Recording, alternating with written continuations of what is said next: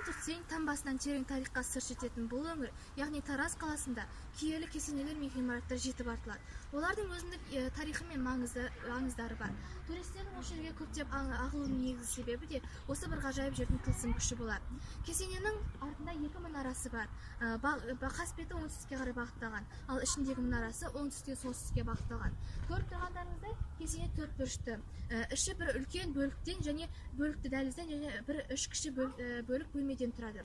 Қарахан кесенесі сонау соғыс жылдарында бұл кесененің тек қана солтүстік бөлігі ғана аман қалған болатын. Және 1961 жылы бұл жерге құрылыс жұмысы жүргізілсін деген ұсыныс тасталды. Және бұл ұсыныс толығымен игеріліп, құрылыс жұмысынан өткеннен кейін бұл жер толығымен қарапайым халықтың игілігіне өтті. Яғни туристер мен қарапайым халықтар мұнда ағылып келіп, тәу етіп, дұға етіп, бұл жер киелі жерге айналды. Осы құрылыс жұмысын жүргізу нәтижесінде, қазба жұмыстарының нәтижесінде бұл жерде 30 түрлі ою-өрнегі бар 30 кірпіш табылған болатын. Қарахан кесенесі 11-12 ғасырларда бой көтеріп, осы күнге дейін сәулет өнерінің негізгі мұрасы көзі ретінде әлі күнге сақталып келуде. Қарахан әулетінен шыққан, Қараханитер әулетінен шыққан Шах ұлы ханның ұлы бір сұлтан Ша Махмұд Бұғра Қарахан қабірінің басынан орналасқан.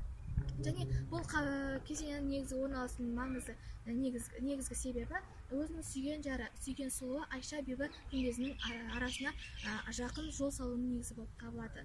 Расында да тасы мен қабырғасына, әрбір тасына, әрбір қабырғасына жүрегің мен алақаныңды кеуде тұсыңды тақасаң, еліңе деген, тіліңе деген, дініңе деген ыстық махаббат сезіледі.